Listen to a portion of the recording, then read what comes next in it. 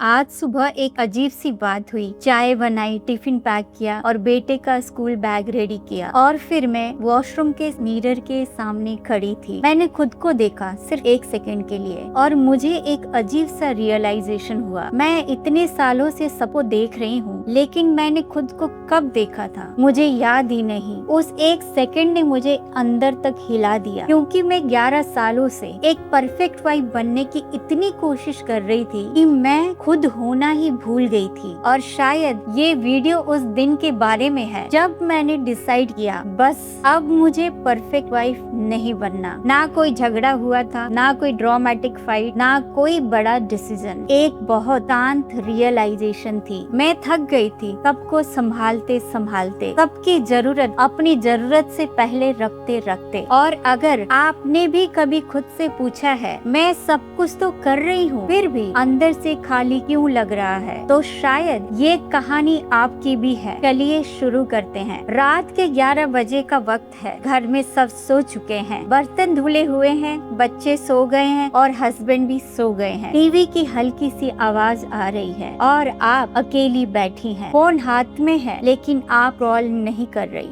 बस आप बैठी हैं और उस खामोशी में एक सवाल आता है, आज मैंने अपने लिए क्या किया? और जवाब होता है कुछ भी तो नहीं। और सबसे अजीब बात पता है क्या है? इस सवाल को पूछने पर अंदर से एक गिल्ट आता है, क्योंकि हम सोचते हैं मैं तो अच्छी वाइफ हूँ, अच्छी माँ हूँ, अच्छी बेटी हूँ, अच्छी बहू हूँ, मैं तो सबके लिए करती हूँ, तो फिर ये खाली क्यों लग रहा है? लेकिन इसका मतलब ये नहीं है कि आप अपनी फैमिली से प्यार नहीं करती। आप करती हैं, बहुत करती हैं, बस उन्हें संभालते संभालते आप खुद को भूल चुकी हैं। शादी के 11 साल होने के बाद मुझे एक बात समझ आई, परफेक्ट वाइफ होने का मतलब हमने कभी डिफाइन ही नहीं किया और बस धीरे धीरे कुछ एक्सपेक्टेशंस बस हमारे ऊपर थोप दी गई। घर क्लीन होना चाहिए, खाना टाइम पर बनना चाहिए, हस्बैंड का मूड बिना बोले समझ आना चाहिए, ये उनके बोलने से पहले पता होना चाहिए कि घर में टेंशन है, तो एटमॉस्फेयर ठीक करना भी आपका काम होना चाहिए। और अगर सब कुछ स्मूथली चल रहा है तो कोई नोटिस ही नहीं करेगा, लेकिन एक छोटी सी चीज भी मिस हो जाए तो सबको याद आ जाएगा। और धीरे धीरे आप सिर्फ काम नहीं कर रहे, आप पूरा घर अपने दिमाग में कैरी कर रही होती हैं। ग्रोसरी खत्म होने से पहले आपको याद रखना है कि क्या क्या खत्म होने वाला है। डॉक्टर की अपॉइंटमेंट किस दिन है वो याद रखना। स्कूल फंक्शन के लिए क्या पहनना है वो सोचना। किस दिन क्या बनाना है वो प्लान करना। और जब सब सो रहे होते हैं तब भी आपका दिमाग कल की लिस्ट बना रहा होता है। ये सब करने के लिए कोई अवार्ड नहीं मिलता, कोई थैंक यू तक नहीं कहता, बस ये एक्सपेक्टेड होता है। और जब किसी चीज की आदत पड़ जाती है तो लोग उसे रिस्पॉन्सिबिलिटी नहीं आपकी पर्सनालिटी समझने लगते हैं। वो तो संभाल लेगी, उसे तो सब याद रहता है, वो तो मैनेज कर लेगी। और एक दिन आप खुद भी मान लेती हैं, हाँ मुझे ही संभालना है। और इसी सब के बीच एक चीज चुपचाप पीछे चली जाती है, वो है आपकी अपनी जरूरत। आपको पता होता है आपके हस्बैंड को क्या पसंद है, आपके बच्चे को क्या पसंद है, किसको किस वक्त क्या चाहिए, लेकिन अगर कोई आपसे पूछे तुम्हें क्या चाहिए तो आप 1 सेकंड के लिए रुक जाती हैं, क्योंकि आपने इतने सालों से दूसरों की जरूरत हमेशा पहले रखी है कि अपनी जरूरत की आवाज बहुत धीमी हो गई है। और शायद यही खुद को खोने का सबसे साइलेंट फॉर्म है। आप अपने आप को एक दिन में नहीं खोती, आप हर दिन थोड़ा थोड़ा करके खुद को पोस्टपोन करती हैं। अभी नहीं, बाद में, पहले सबका हो जाए। और फिर एक दिन वो बाद में कभी आता ही नहीं। ये वीडियो किसी हस्बैंड को विलेन बनाने के लिए नहीं है। हर मैरिज की अपनी स्टोरी होती है। कई बार हस्बैंड भी अपनी स्ट्रेस, अपनी रिस्पॉन्सिबिलिटी और अपनी कंडीशनिंग के साथ स्ट्रगल कर रहे होते हैं। उन्हें भी शायद कभी सिखाया ही नहीं गया कि इमोशनल लोड होता क्या है। इसीलिए बात ब्लेम की नहीं है, बात है अवेयरनेस। एक रिलेशनशिप में दोनों लोग थक सकते हैं, लेकिन किसी एक इंसान को हमेशा सब कुछ मैनेज करने वाला नहीं बनना चाहिए, चाहे वो इंसान कितना भी कैपेबल क्यों ना हो। क्योंकि कैपेबिलिटी का मतलब ये नहीं होता कि आपको सब कुछ अकेले उठाना ही है। और एक दिन मैंने डिसाइड किया मुझे अब परफेक्ट वाइफ नहीं बनना। इसका मतलब ये नहीं कि मैंने कुकिंग छोड़ दी या अपनी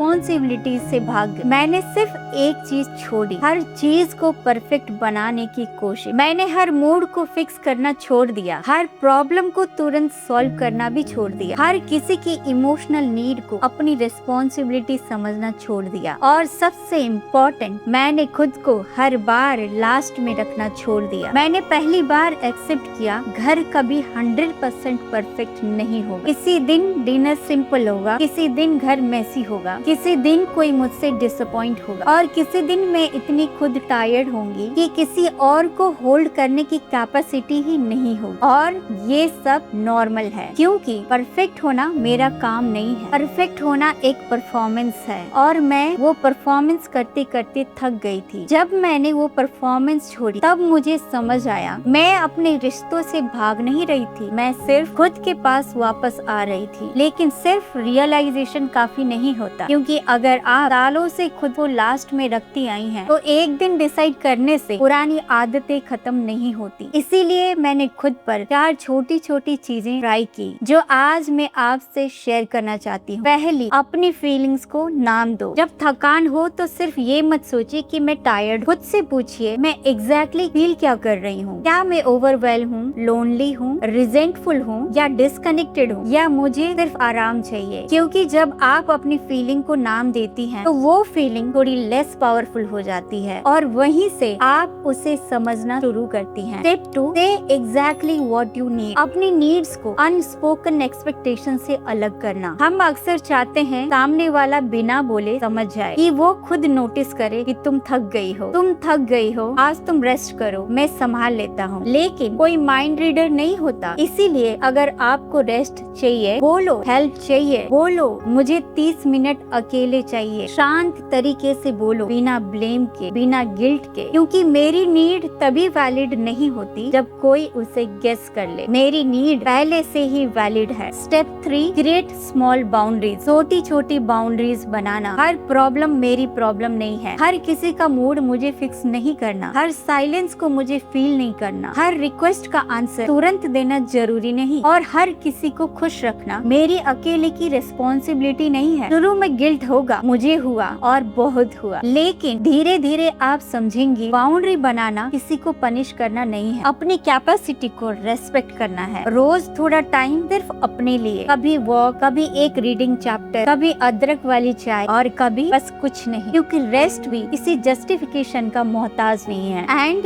the step 4, the last one, ask yourself what you want. ये मेरे लिए सबसे इम्पोर्टेंट थी, खुद से पूछना। अगर मुझे किसी को प्लीज नहीं करना होता, किसी को इम्प्रेस नहीं करना होता, तो मैं आज क्या चूज करती? शायद मैं वॉक पर जाती, मैं बुक पढ़ती, मैं अपनी फेवरेट चाय बनाती, मैं गाना सुनती, शायद मैं कुछ भी नहीं करती। और इसी तरह धीरे धीरे मुझे समझ आया खुद को वापस पाना हमेशा किसी बड़े डिसीजन से शुरू नहीं होता, कभी कभी एक छोटी सी चॉइस से शुरू होता है, और फिर अपने आंसर के इम्पोर्टेंट को समझने से। और ये सब करने के बाद अगर आप मुझसे पूछें क्या परफेक्ट वाइफ बनना रिजाइन करने के बाद सब कुछ इजी हुआ, तो मैं कहूँगी नहीं, बिल्कुल नहीं। कभी गिल्ट वापस आता है, कभी पुरानी हैबिट्स वापस आ जाती हैं, कभी मैं फिर से सब कुछ अपने ऊपर ले लेती हूँ, लेकिन अब मुझे पता होता है, अब मैं नोटिस करने लगी हूँ और खुद से कहती हूँ रुको, तुम्हें सब कुछ अकेले कैरी करने की जरूरत नहीं है। और शायद खुद के पास वापस आने का मतलब यही है, परफेक्ट बन जाना नहीं, बस खुद को बार बार चूज करना। और अगर आपको कभी लगे कि ये खालीपन बहुत गहरा है या आप इसे अकेले हैंडल नहीं कर पा रहे, तो किसी प्रोफेशनल से बात करना कोई कमजोरी नहीं, हेल्प मांगना भी ये खुद को वापस पाने का एक और तरीका है। आज जब मैं दोबारा उस रात के 11 बजे वाले सवाल को याद करती हूँ, आज मैंने अपने लिए क्या किया, तो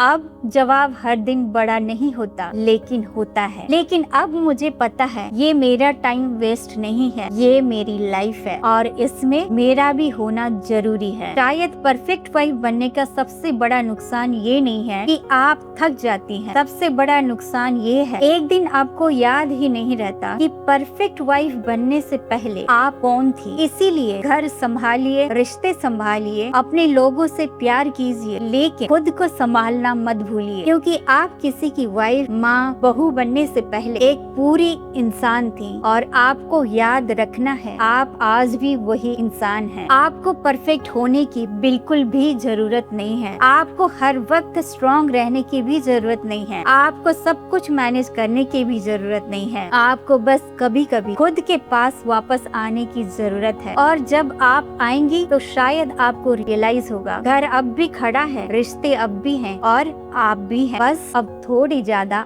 आप हैं। परफेक्ट वाइफ बनना जरूरी नहीं है, बस खुद को बार बार चूज करना काफी है। अगर आपने भी कभी वो रात 11 बजे वाला मोमेंट महसूस किया है जब सब सो जाते हैं और आप चुपचाप खुद से पूछती हैं आज मैंने क्या किया अपने लिए, तो अगर आपका मन करे तो कमेंट में सिर्फ एक लाइन लिख देना, मैं भी खुद के पास वापस आ रही हूँ। शायद आपका वो एक सेंटेंस किसी दूसरी औरत को ये महसूस करा दे इस तन्हाई में वो भी अकेली नहीं है, और शायद हम सब इसी तरह थोड़ा थोड़ा करके खुद को वापस पा रहे हैं। Thank you for watching. I see you in the next one. Take care.